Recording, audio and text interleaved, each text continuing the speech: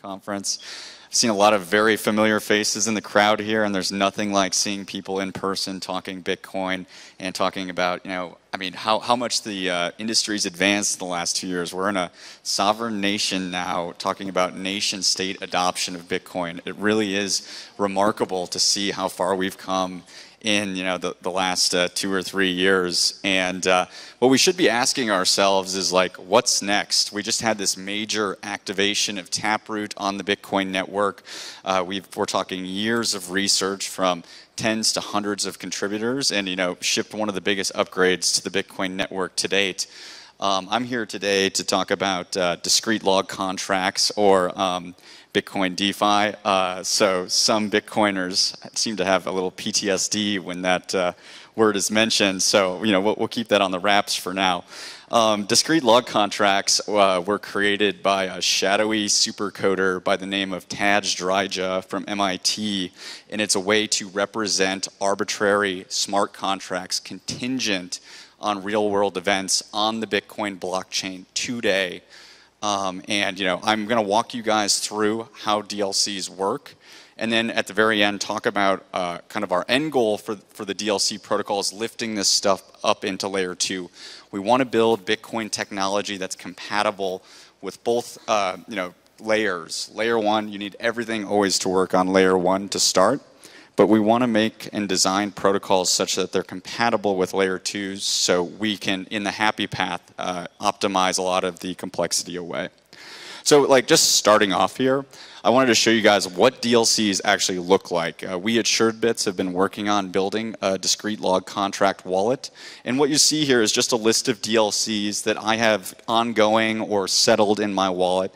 The interesting stuff is kind of in the middle columns here, where we talk about how much money or how I made on DLCs, or how much money that I lost, the rate of return on my DLCs for the bets that I've done, and you can see on the far left here the event IDs for the DLCs that I had in my wallet. So you can see there's a wide variety of events here. My favorite one is, will Elon Musk attend Austin BitDevs? Sadly, he did not. So I think oh no, I actually said he wasn't. So I made some money on that one with a friend of mine, what the high temperature in Denver, Colorado was, or what the price on an options exchange Deribit is, so you can hedge financial risk if you want. So you can do all sorts of bets with DLCs, and I want to emphasize how wide open this design space is for bets that you're interested in. All of this done on the Bitcoin blockchain, no side chain, no tokens, nothing, just pure Bitcoin. Click, yay. Okay, so the next thing is how do we actually do this? What comprises of a DLC? The components of a DLC are a set of oracles, and this is where the rub is on DLCs. You are trusting this oracle to attest to the event that you're interested in the real world. I was at Austin BitDevs and saw Elon Musk did not show up, sadly, and well, I guess actually good for me because I made money. So he was not there, and there was plenty of witnesses at Austin BitDevs to confirm that. The second thing you need is a contract template. This is what lays out the conditions of the bet. So how much money do I get if Elon shows up? How much money do I get if Elon doesn't show up? And the final thing that you need is a counterparty to your contracts. You need somebody to take the other side of the bet. And I'm going to walk you guys through kind of each of these components here. Okay, yeah, what is an oracle? Someone that attests to real-world events with cryptographic commitments associated with them. Oracles really are one of the bedrocks of applications that do things based on the real world. You need the Bitcoin blockchain can't go reach out and query a sports site or see who's at Austin BitDevs. It can't. The Bitcoin blockchain can't tell you what the Bitcoin price even is. There's a very limited information available inside of the Bitcoin blockchain. So you need oracles to transport this information and make Bitcoin smart contracts aware of what is happening in the real world. I already mentioned there's a trust problem here with oracles. You need to trust the oracle to not lie. And this is a pain point of DLCs, and part of we acknowledge this, and we're building tooling around this stuff so that we can track and hold oracles to account over the long term to see if they have a long track record of attesting to things accurately, or maybe they lie frequently. We need some sort of system to track oracles over the long term to make sure that they are trustworthy. And our Oracle Explorer that we ship is at oracle.suredbits.com. If you go there, you can see a wide variety of people posting their own oracles. We have oracles that we host, and over the long term, we want to build in reputation systems so that people can easily sort, by trustworthy oracles, so that, when large amounts of money are settled by DLCs, we can start to quell some of those concerns around the trust problem or the oracle problem. I am not good at clicking today.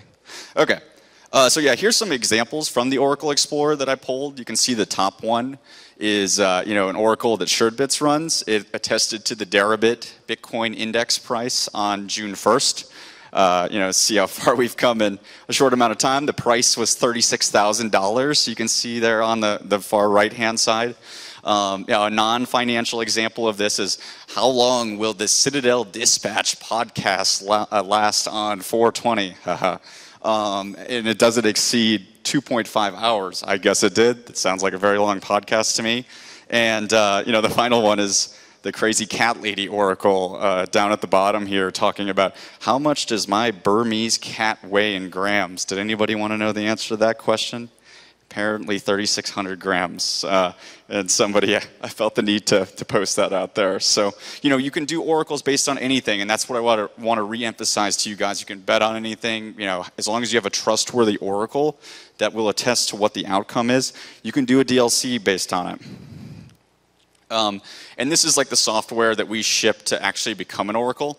Anybody can be an oracle. We, are not gatekeeping here in any way, shape, or form. You can install our Oracle application, which is called Crystal Bowl, from the Umbrel App Store if you're an Umbrel user, or you can download a standalone desktop application at suredbits.com/crystalbowl, and that should run on Windows, Mac, and Linux-based operating systems. This is what the main screen looks like for Crystal Bowl on the desktop version. You see kind of an inverse of the DLC wallet here. Some of the event names should look similar on the left-hand side. And on the right-hand side, you have the attestations that the Oracle publishes so that people can settle their DLCs. This is what it looks like to actually create an event. The event that I'm creating in this case is based on a soccer match between El Salvador and Guatemala. The maturity date is 11/12/2021. This just means when can I expect the Oracle to broadcast signatures for this soccer match? And me as a DLC user should expect the Oracle to broadcast signatures by that date.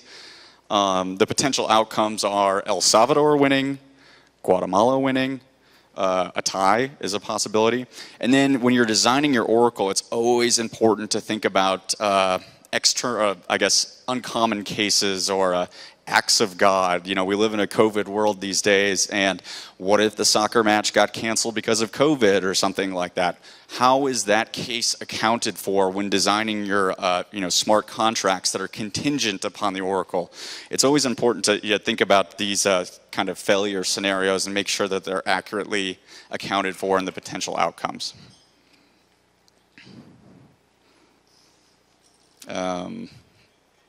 Maybe.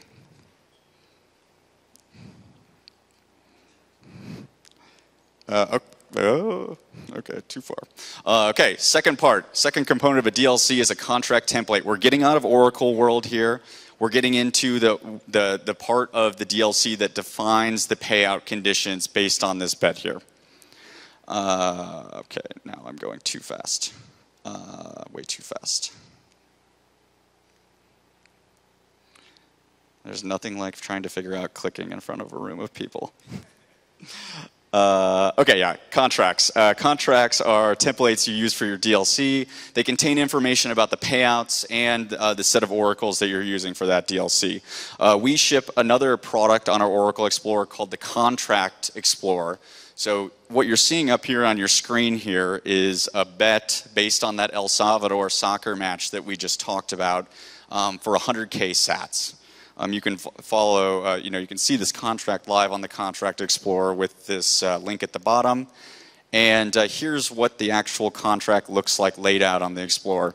In this case, the user is betting 100,000 sats on El Salvador winning this soccer match. They get 0 sats if Guatemala wins this soccer match. In the case of a tie, they split the collateral in half. They get refunded 50,000 sats. And also in the case of other, like COVID happening or something like that, you also get your money refunded back. Down at the bottom here is the information that is needed to plug into your wallet that represents this bet. That includes the payouts, that includes the oracles, and contains all the network agnostic information that can be used to represent the bet. It's very important that it's network agnostic and wallet agnostic as well, so that any user can go and grab this information, copy it into their wallet, and start negotiating a DLC with their counterparty. So this is just global information, no wallet-specific information here, so any user can copy this contract and plug it into their wallet and begin this bet. Okay, last thing we need to do a DLC is a counterparty to your contract, and this is the hard part. You need to find, somebody that wants to bet on the El Salvador or Guatemala soccer match, or have a place to go find, like-minded people. If you can't find, a counterparty, well, you can't do the DLC. Like maybe your financial terms that you stipulated in the second step weren't friendly enough. Like perhaps maybe Guatemala is way better than El Salvador at soccer, so 50-50 odds are not good odds. Or maybe they don't trust the underlying oracle that you're using. There's a bunch of kind of nuance here, and it's an active area of research. Going against narratives at a Bitcoin conference, I think this is something that ETH actually has an advantage at. With ETH DeFi, they host the market directly on the blockchain, a very censorship-resistant place to host this market so that anybody can go trade against it 24/7. They also get the benefit of this kind of like a regulatory ambiguity rather than directly dealing with somebody. You're now dealing with a smart contract, which has advantages in that world. I guess we're at a tech conference though. So right now with DLCs where we're at is there's no matchmaking done on chain, which means you need to resort to going finding people on Twitter, maybe IRC channels, or dealing with like a DLC broker or someone like that that is constantly making a market for a specific bet or financial product. Okay, back. Okay, to actually like engage in a DLC itself, you need to download the Bitcoin S wallet. This is the open source wallet that we ship. It follows the Discreet Log Contract protocol. You can go find this at suredbits.com/BitcoinS, and it's compatible with the DLC spec. I haven't mentioned this too much yet. I'll come back to the DLC spec in a little bit.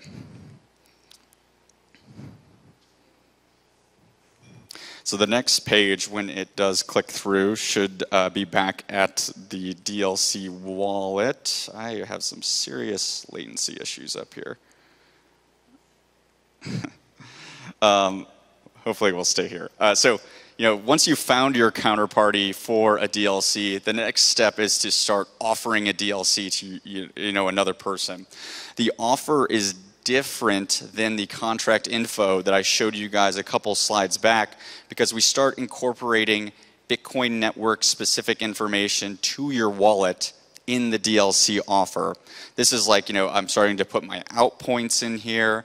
I'm starting to specify what refund lock times I'm familiar with or comfortable with, and putting in like our refund date that I'm comfortable with as well. So the refund date is really important. If your oracle disappears off the face of the earth and decides to not do their job and attest to what they said they'd attest to, you can always get your money refunded to you after a certain period of time. And that's what the refund box is down here at the bottom.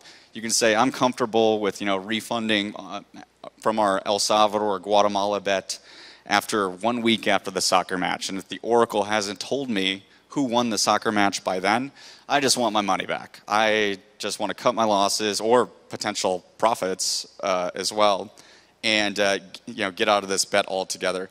You need to set a fee rate for your closing transactions or contract execution transactions.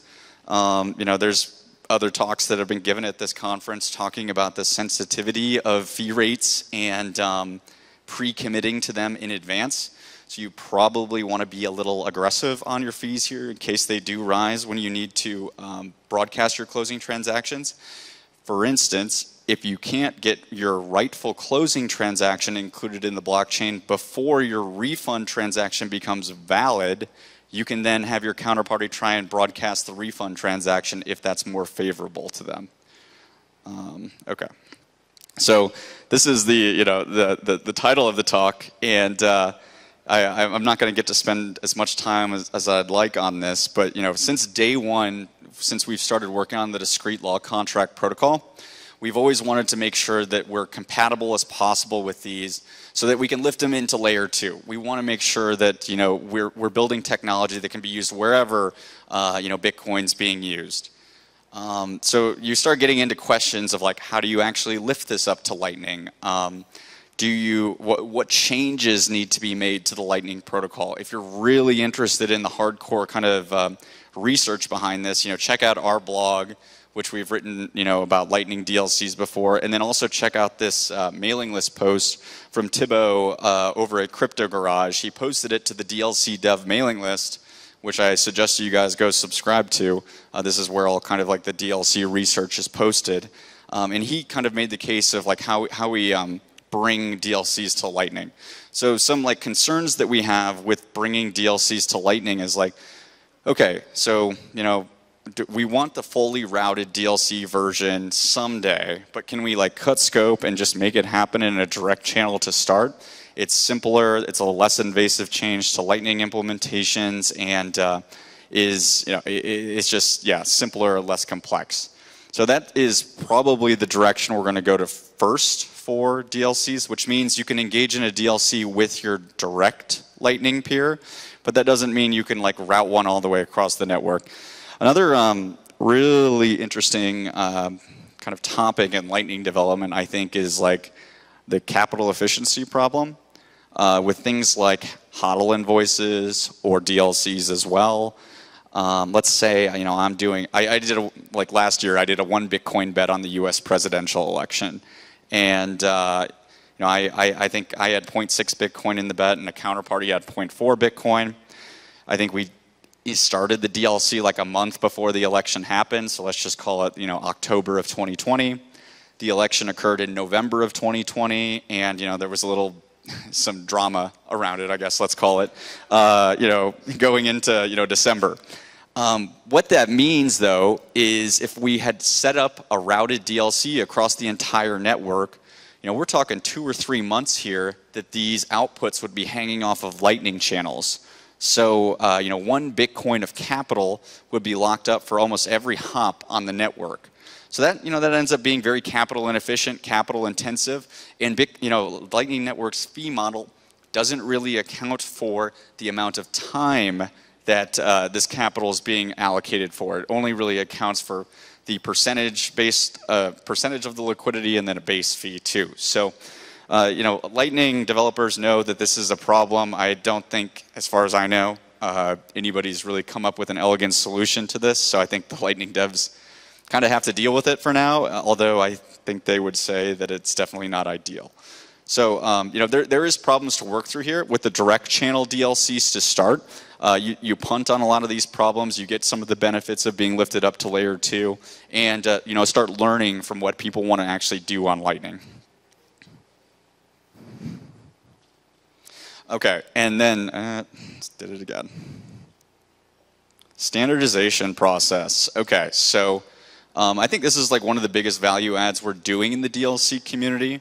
We're developing an open source specification just like Bitcoin has with BIPs for some parts of Bitcoin, what Lightning has with their bolts. We want to replicate that with DLCs, and we've got a very vibrant open source community contributing to our DLC specs. We, have been grinding away on this for, I think about a year and a half now, and we have great partners over at Crypto Garage who have contributed resources to this. Atomic Finance, they've shipped a DLC covered call product that they package up as a yield product to their users. We got various independent contributors throughout the world, and then of course my company Suredbits has been working on contributing to this DLC spec too. If you're a wallet developer that's out there in the crowd and are interested in integrating DLCs into your wallet, this is one of the places you should start. First, you should come talk to me, and I'll help you get started. But this is where the open source specification lives. We want every on-chain wallet and eventually layer 2 wallets to have DLC compatibility in them in the future. So we have another feature added to the Bitcoin. Now we can do things like cheap, fast, instant payments, but we also can bet on arbitrary things happening in the real world too, and we start to chip away at this kind of ETH DeFi narrative and bring some of that functionality back to Bitcoin. And that's all I've got for you guys. Follow us, Suredbits, on Twitter. Follow me, Chris_Stewart_5. If you're a Telegram person, t.me/BitcoinDLCs is where a lot of DLC chatter happens these days. And we've got a Slack too. So thank you guys for the time. I don't know if I have time for questions or not. Okay, thank you.